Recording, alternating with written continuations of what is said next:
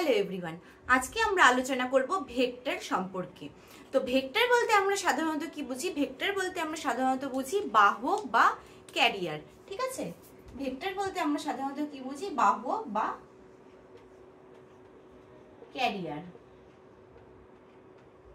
এবার এই ভেক্টর মানে যে বাহক বা ক্যারিয়ার, তার কি কাজ? সে হচ্ছে কোনো একটা জিনিস, ধরো এটি হচ্ছে এ, এই এ জিনিসটিকে বি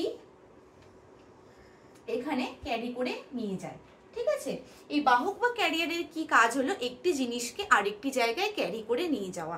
যেরকম আমরা জানি যে ম্যালেরিয়া একটি রোগ, এবং ম্যালেরিয়া যে রোগটি রয়েছে সেটিও একটি বাহকের মাধ্যমে ছড়ায়। ম্যালেরিয়া রোগের বাহক হলো মসকুইটো।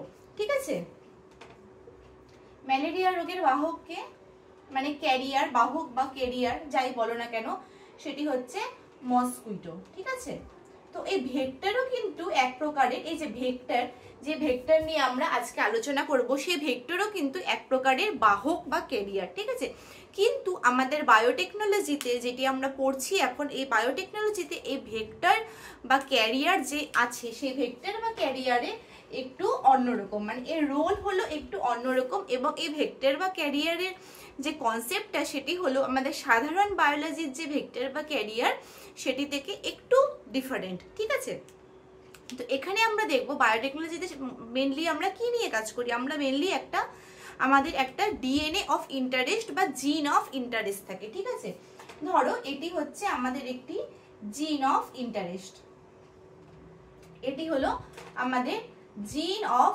ইন্টারেস্ট। ঠিক আছে, এই জিন অফ ইন্টারেস্টকে নিয়ে আমরা বায়োটেকনোলজিতে কাজ করি। মানে এই যে জিনটি রয়েছে বা এই যে ডিএনএটি রয়েছে, এই ডিএনএটি হচ্ছে আমাদের কাজের জন্য, মানে যেটিকে নিয়ে আমরা আরো রিসার্চ করতে চাই, আরো কাজ করতে চাই, এবং যেটি সম্পর্কে আমরা আরো তথ্য বা জানতে চাই, বা মানে অনেক অনেক কাজে এটি আমাদের লাগতে পারে। তো এটি হলো একটি জিনিস, যেটি হচ্ছে আমাদের জিন অফ ইন্টারেস্ট বা আমাদের ডিএনএ অফ ইন্টারেস্ট। ঠিক আছে, এবার এই ডিএনএটিকে নিয়ে, মানে এই যে জিন অফ ইন্টারেস্টটি যেটি আমার কাছে আছে, সেটাকে নিয়ে আমি আরো ফার্দার কাজ করব। মানে আমি হয়তো এর আরো অনেকগুলি ক্লোন তৈরি করব আমার কাজের জন্য, বা এখান থেকে আমি প্রোটিন তৈরি করব। ঠিক আছে, এরকম বিভিন্ন কাজে আমি আমারই ডিএনএ অফ ইন্টারেস্ট মানে জিন অফ ইন্টারেস্টকে আমি ইউজ করব।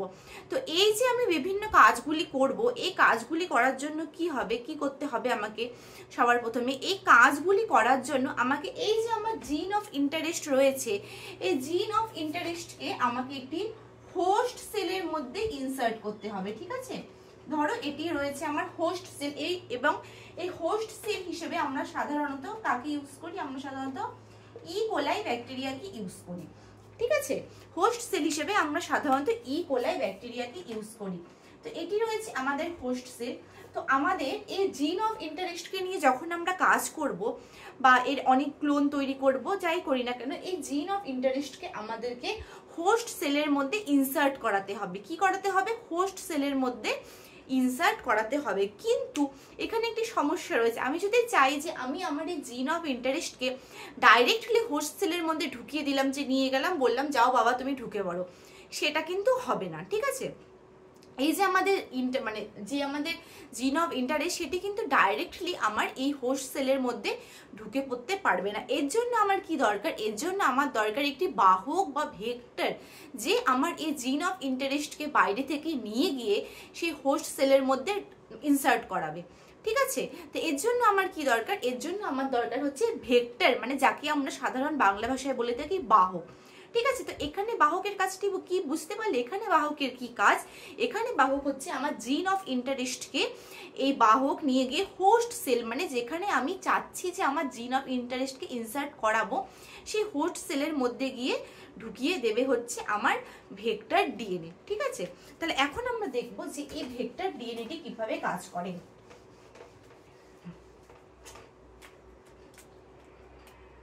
ধরো আমার কাছে এরকম একটি ভেক্টর ডিএনএ রয়েছে, এটি হলো আমার ভেক্টর ডিএনএ। এটি হলো আমার ভেক্টর ডিএনএ। এবার এই ভেক্টর ডিএনএ এর মধ্যে, এই যে আমার কাছে এখানে ভেক্টর ডিএনএ রয়েছে, এই ভেক্টর ডিএনএ এর মধ্যে আমি আমার জিন অফ ইন্টারেস্ট বা ডিএনএ অফ ইন্টারেস্টকে ইনসার্ট করাবো। তো ভেক্টর ডিএনএ এই অংশটি আমি রেস্ট্রিকশন এন্ডোনিউক্লিয়াসের মাধ্যমে আমরা কি করলাম, আমরা রেস্ট্রিকশন এন্ডোনিউক্লিয়াস যে এনজাইমটি রয়েছে সে কি করে ডিএনএ ফসফোডাইএস্টার বন্ডের মধ্যে ব্রেক করে এবং একটা স্টিকি এন্ড তৈরি করে, ঠিক আছে। তো এখানে আমি ভেক্টর ডিএনএ এইখানে কি করলাম, আমরা সেই ডিএনএ রেস্ট্রিকশন এন্ডোনিউক্লিয়াস দিয়ে কাট করে একটি স্টিকি এন্ড তৈরি করলাম এবং এখানে এই স্টিকি এন্ডের মাধ্যমে এখানে আমি আমার যে জিন অফ ইন্টারেস্ট রয়েছে সেই জিন অফ ইন্টারেস্টকে জয়েন করালাম, ঠিক আছে। এখানে আমি কাকে জয়েন করালাম, এই অংশটি হচ্ছে আমার জিন অফ ইন্টারেস্ট, মানে আমার জিন অফ ইন্টারেস্টকে আমি এখানে জয়েন করালাম। তো এটি হলো আমার ভেক্টর অফ ডিএনএ আর এটি হলো আমার ডিএনএ অফ ইন্টারেস্ট, ঠিক আছে। তো এই যে ডিএনএ অফ ইন্টারেস্টকে ভেক্টর ডিএনএ এর মধ্যে জয়েন করানো হলো বা একসঙ্গে লাগানো হলো, সেটি কোন এনজাইমের মাধ্যমে করা হয়, সেটি হয় ডিএনএ লাইগেজ এনজাইমের মাধ্যমে। বুঝতে পারলে, প্রথমে একটি ভেক্টর ডিএনএ কে রেস্ট্রিকশন এন্ডোনিউক্লিয়াস দিয়ে কেটে একটি স্টিকি এন্ড তৈরি করা হয় এবং সেই স্টিকি এন্ডের মধ্যে আমার ডিএনএ অফ ইন্টারেস্টকে এনে জয়েন করানো হয় কোন এনজাইমের মাধ্যমে, ডিএনএ লাইগেজ এনজাইম এটি করে থাকে। তাহলে এখন যে আমি যে ডিএনএটা পেলাম, এখানে দেখো এখানে প্রথমে শুধু ভেক্টর ডিএনএ ছিল, তো কিন্তু এখন কি এখানে খালি ভেক্টর ডিএনএ আছে, নেই। এখন ভেক্টর ডিএনএ এর সঙ্গে আমি আমার ডিএনএ অফ ইন্টারেস্টকে রিকম্বাইন্ড করলাম। কি করলাম, দুটো ডিএনএ কে আমি রিকম্বাইন্ড করলাম। তো এই যে এখন একটা স্ট্রাকচার তৈরি হলো, সেই স্ট্রাকচারটিকে আমরা কি বলবো, রিকম্বিনেন্ট ডিএনএ, ঠিক আছে। এই স্ট্রাকচারটিকে আমরা বলবো হচ্ছে রিকম্বিনেন্ট ডিএনএ। রিকম্বিনেন্ট মানে কি, দুটি ডিফারেন্ট ডিএনএ কে আমরা একসঙ্গে রিকম্বাইন করলাম, ঠিক আছে, মানে একসঙ্গে জোড়া লাগালাম। তো সেই যে আমরা একটা নতুন ডিএনএ পেলাম যেখানে আমার ভেক্টর ডিএনএ রয়েছে প্লাস কি রয়েছে, প্লাস আমার ডিএনএ অফ ইন্টারেস্ট রয়েছে। তো সেই স্ট্রাকচারটিকে আমি কি বলবো, সেই স্ট্রাকচারটিকে আমি বলবো হচ্ছে রিকম্বিনেন্ট ডিএনএ, ঠিক আছে। এবার আমার রিকম্বিনেন্ট ডিএনএ তৈরি করা হয়ে গেল। এবার আমরা কি করব, এবার যে রিকম্বিনেন্ট ডিএনএ মলিকিউল রয়েছে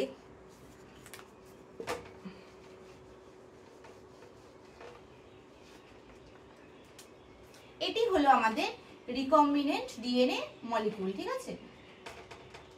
এটি হলো আমাদের রিকম্বিনেন্ট ডিএনএ মলিকিউল যেখানে আমার ভেক্টর ডিএনএ রয়েছে এবং আমার জিন অফ ইন্টারেস্ট রয়েছে। এটি হলো আমাদের রিকম্বিনেন্ট ডিএনএ মলিকিউল। এবার এই ডিএনএটাকে আমরা কি করব, এবার এই ডিএনএটাকে আমরা হোস্ট সেলের মধ্যে ইনসার্ট করাবো, ঠিক আছে। কার মধ্যে ইনসার্ট করাবো, এবার এই ডিএনএ কে আমরা ইনসার্ট করাবো, ধরো এটি একটি হোস্ট সেল, এই হোস্ট সেলের মধ্যে আমরা এই ডিএনএ কে ইনসার্ট করাবো।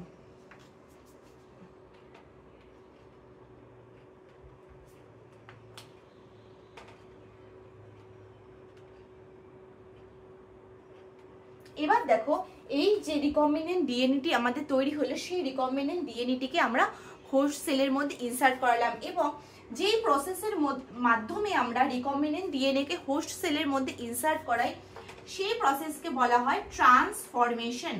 সেই প্রসেসকে আমরা কি বলে থাকি, সেই প্রসেসকে আমরা বলে থাকি ট্রান্সফরমেশন। ট্রান্সফরমেশন প্রসেসের মাধ্যমে একটি রিকম্বিনেন্ট ডিএনএ মলিকিউলকে তার হোস্ট সেলের মধ্যে ইনসার্ট করানো হয়, ঠিক আছে। সাধারণত আমরা হোস্ট সেল হিসেবে কোন সেলকে ইউজ করি, সাধারণত আমরা হোস্ট সেল হিসেবে ই কোলি ব্যাকটেরিয়াকে ইউজ করে থাকি, কিন্তু সমস্ত ই কোলি ব্যাকটেরিয়াতে কিন্তু এই ট্রান্সফরমেশন প্রসেসটি ঘটানো যায় না, ঠিক আছে। তো এই ট্রান্সফরমেশন প্রসেসটি ঘটানোর জন্য কি করতে হয়, এই ট্রান্সফরমেশন প্রসেসের জন্য ই কোলাই যে সেলটি রয়েছে বা ই কোলাই যে ব্যাকটেরিয়াটি রয়েছে তাকে কম্পিটেন্ট হতে হয়। কি হতে হয়, কম্পিটেন্ট।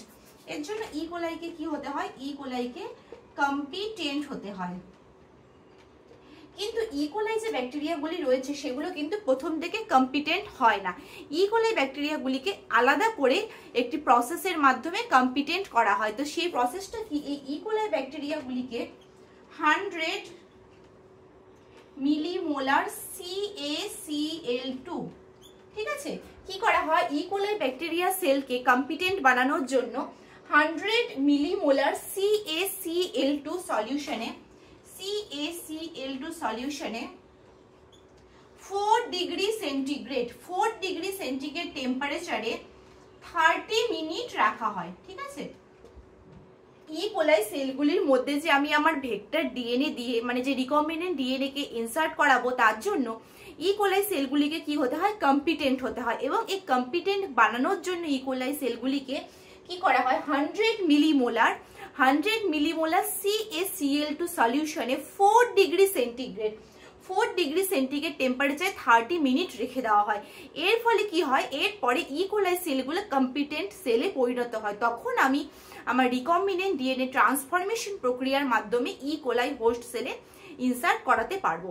ঠিক আছে, তাহলে আমরা কি দেখলাম যে যখন আমি আমার ডিএনএ অফ ইন্টারেস্টকে একটি হোস্ট সেলের মধ্যে ইনসার্ট করাবো, তার জন্য আমার লাগছে একটি ভেক্টর ডিএনএ, যেই ভেক্টর আমাদের আজকের আলোচনার প্রধান বিষয়। তো এখন এতক্ষণ তোমরা আশা করি বুঝতে পেরেছো যে ভেক্টর কি, মানে এখানে ভেক্টর ডিএনএ এর কাজ কি। ভেক্টর ডিএনএ এর সঙ্গে প্রথমে আমার ডিএনএ অফ ইন্টারেস্টকে ইনসার্ট করে মানে জোড়া লাগিয়ে একটি রিকম্বিনেন্ট ডিএনএ তৈরি করা হয়, এবং এরপর আমরা সেই রিকম্বিনেন্ট ডিএনএ কে হোস্ট সেলে ইনসার্ট করি। এবার এই যে আমাদের ভেক্টর আছে, এই ভেক্টরকে টু টাইপসে ভাগ করা হয়। ঠিক আছে, মানে জেনারেলি আমরা দু ধরনের ভেক্টর বায়োটেকনোলজিতে দেখে থাকি। তো ফার্স্টেরটা হচ্ছে ক্লোনিং, মানে ফার্স্টে কি প্রথম ভেক্টরটি হচ্ছে ক্লোনিং ভেক্টর, এবং আরেকটি ভেক্টর আছে মানে আরেক ধরনের ভেক্টর আছে, সেটি হলো এক্সপ্রেশন ভেক্টর। তো কি কি রয়েছে, একটি রয়েছে আমাদের ক্লোনিং ভেক্টর, আরেকটি রয়েছে আমাদের এক্সপ্রেশন ভেক্টর। এই যে ক্লোনিং নামটি মানে ক্লোনিং কথাটি থেকেই তোমরা বুঝতে পারছো যে আশা করি এই যে ক্লোনিং ভেক্টরের মেইনলি কাজ হচ্ছে এটি সাধারণত ক্লোন করে।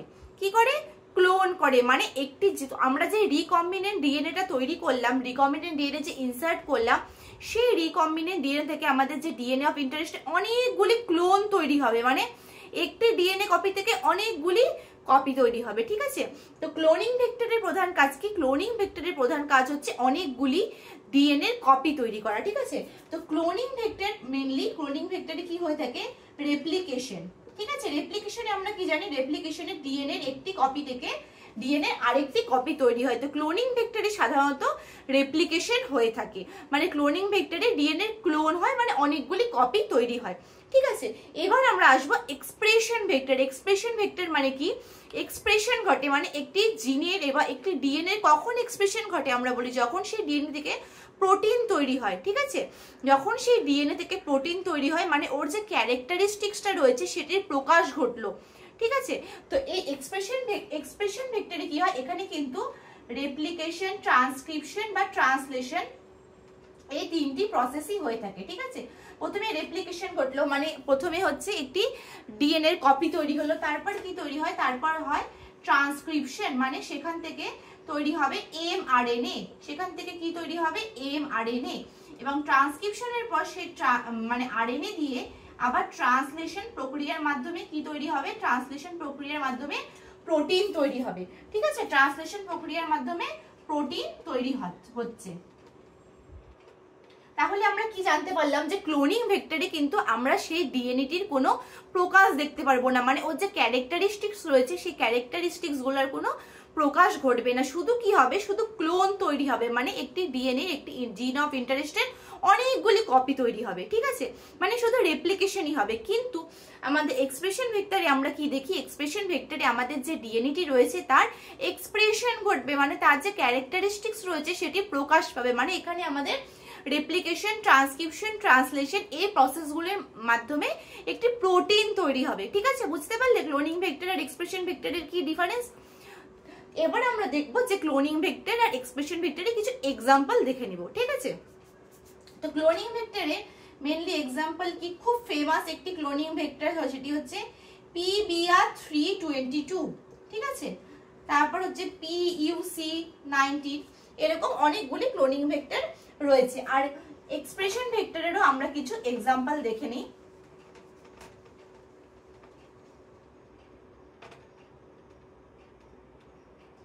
এক্সপ্রেশন ভেক্টরে আমাদের এক্সাম্পল হলো PGEX, এটি একটি এক্সপ্রেশন ভেক্টর। তাছাড়া ব্যাকুলো ভাইরাস,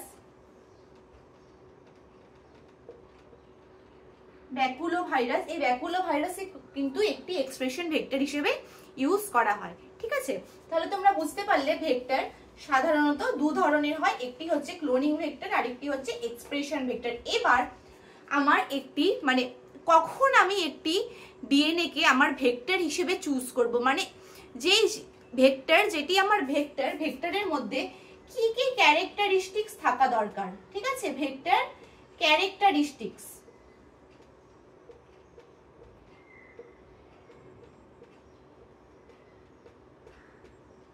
ভেক্টর ক্যারেক্টারিস্টিক্স মানে কখন আমি আমার একটি ডিএনএ কে আমার ভেক্টর ডিএনএ হিসেবে চুজ করব, মানে ভেক্টরের মধ্যে আমার কি কি ক্যারেক্টারিস্টিক্স দরকার। তো এর সব থেকে প্রথমে ক্যারেক্টারিস্টিক্স কি, যেহেতু ব্যাকটেরিয়া বা এই যে পুরো প্রসেসটি যখন একটা ব্যাকটেরিয়া হোস্ট সেল, তাদের সবার সাইজ খুব ছোট, মানে এতটাই ছোট যে আমরা খালি চোখে দেখতে পাই না। তো সেই ছোট্ট একটা জিনিসের মধ্যে এই প্রসেসটি হচ্ছে, তার মানে এই যে ভেক্টরকে কি করতে হবে, সেই হোস্ট সেলের থেকে আরো ছোট হতে হবে। তার মানে এই ভেক্টরের প্রথম ক্যারেক্টারিস্টিক্স হলো এটিকে খুব ছোট হতে হবে, মানে স্মল সাইজ, ঠিক আছে? ভেক্টরের প্রথম ক্যারেক্টারিস্টিক্স হলো আমাদের এই ভেক্টরকে কি হতে হবে, খুব স্মল সাইজ হতে হবে। তারপর ভেক্টরের আরেকটি ক্যারেক্টারিস্টিক্স হলো এর মধ্যে কি হতে হবে, আরই সাইট থাকতে হবে।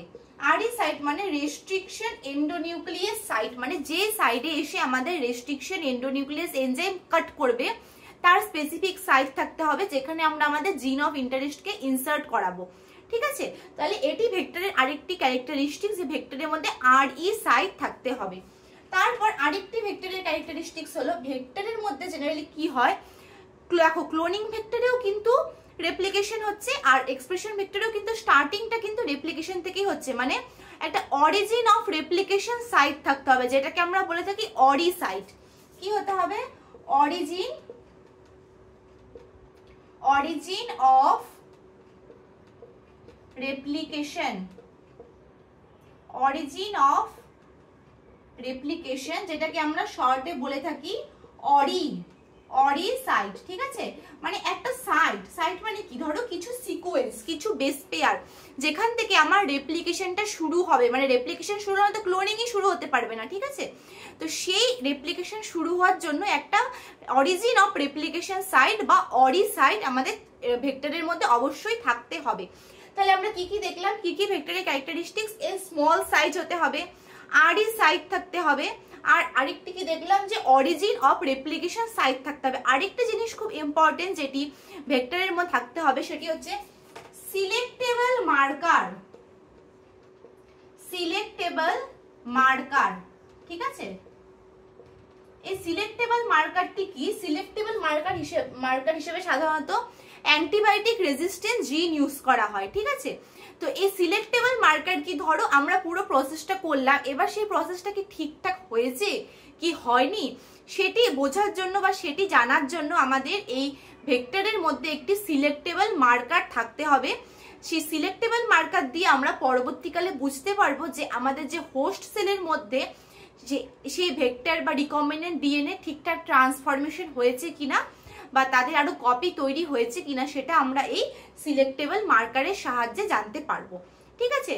তো আমাদের যে আরো বিভিন্ন ধরনের যে ভেক্টরগুলি রয়েছে সেগুলো নিয়ে ডিটেলসে আমরা পরের ভিডিওতে আলোচনা করব।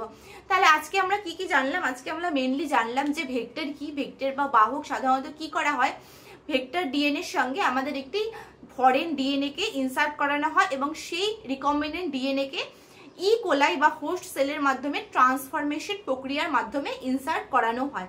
ভেক্টর সাধারণত টু টাইপসের হয়, কি cloning vector and second one is expression vector.